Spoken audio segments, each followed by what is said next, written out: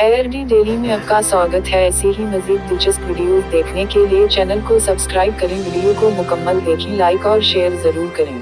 तो ये जानकारी उनके लिए बहुत बहुत जरूरी है। चुनाव आयोग ने सिर नाम का एक नया अभियान शुरू किया है जो सीधे तौर पर वोट देने के अधिकार से जुड़ा हुआ है। चलिए इसे जरा समझते हैं। देखिए, ये अभियान 2 फेज में होगा। पहला फेज 4 नवंबर 2025 से शुरू होगा, जिसमें बूथ लेवल ऑफिसर्स यानी BLOs घर घर आकर वोटर्स की जानकारी को वेरीफाई करेंगे। अब इस पूरी प्रक्रिया का जो आधार है वो बहुत सरल है। 2025 की जो वोटर लिस्ट है उसकी तुलना सीधे सीधे साल 2002 की लिस्ट से की जाएगी और इसी तुलना के आधार पर हर वोटर को A से लेकर F तक 6 अलग अलग कैटेगरीज में बांटा जाएगा।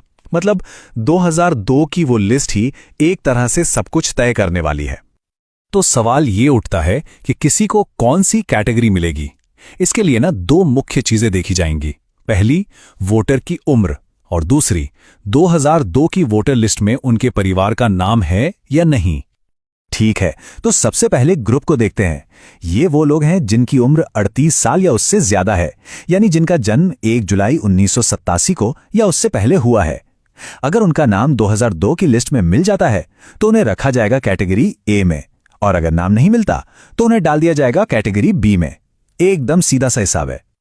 अच्छा, अब आते हैं दूसरे एज ग्रुप पर। यह है 22 से 38 साल के वोटर्स, जिनका जन्म 2 जुलाई 1987 से 2 दिसंबर 2004 के बीच हुआ है। अगर इनके माता या पिता दोनों में से किसी एक का भी नाम 2002 की सूची में है तो उन्हें मिलेगी कैटेगरी C। लेकिन अगर माता पिता दोनों में से किसी का भी नाम उस लिस्ट में नहीं है तो फिर उन्हें कैटेगरी D में रखा जाएगा।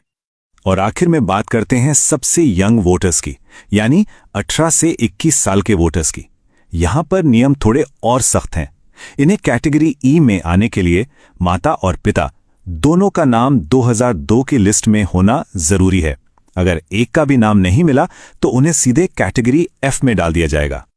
तो ये जो ABCD कैटेगरीज हैं, इनका आखिर मतलब क्या है? इसका जवाब मिलता है हमें दूसरे फेज में। आपकी कैटेगरी ही ये तय करेगी कि आपको अपना वोट देने का अधिकार बनाए रखने के लिए कौन से और कितने डॉक्यूमेंट्स जमा करने पड़ेंगे, और कुछ मामलों में अपना वोट देने का अधिकार बचाने के लिए इतने डॉक्यूमेंट्स तक देने पड़ सकते हैं। चलिए इस टेबल को जरा ध्यान से समझते हैं। अगर कोई कैटेगरी A में है तो बहुत बढ़िया, उन्हें कोई प्रूफ नहीं देना होगा।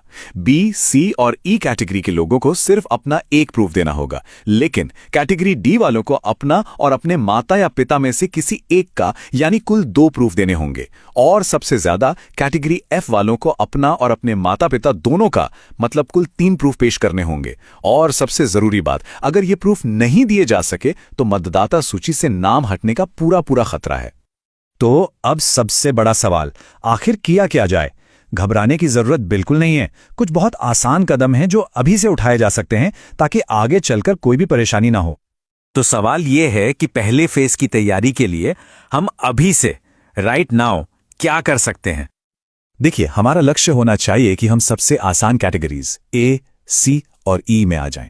इसके लिए क्या करना होगा?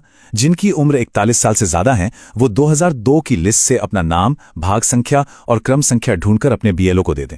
जो 21 से 38 साल के हैं वो अपने माता या पिता में से किसी एक की 2002 की लिस्ट की जानकारी अपने BLO को दे दें। और जो 18 से 21 साल की युवा वोटर हैं वो अपने माता और पिता दोनों की 2002 की जानकारी निकालकर अपने BLO को दे दें। एक बात याद रखिए, अभी से ये थोड़ी सी मेहनत करने का फायदा बहुत बड़ा है। जब पहले फेज में BLO वेरिफिकेशन के लिए आएंगे ना, तो उनके लिए आपको A, C या E जैसी आसान कैटेगरी में डालना बहुत सिंपल हो जाएगा और आप भविष्य की बड़ी मुश्किलों से बच जाएंगे। आखिर में ये सारी मेहनत सिर्फ किसी दस्तावेज के लिए नहीं है। जैसा कि इस गाइड में कहा गया है, ये इसलिए है ताकि हमारा वोट देने का अधिकार बरकरार रहे और हम लोकतंत्र को बचा सकें। तो जागरूक रहिए, अपनी जानकारी तैयार रखिए और इस जरूरी संदेश को दूसरों तक भी जरूर पहुंचाइए।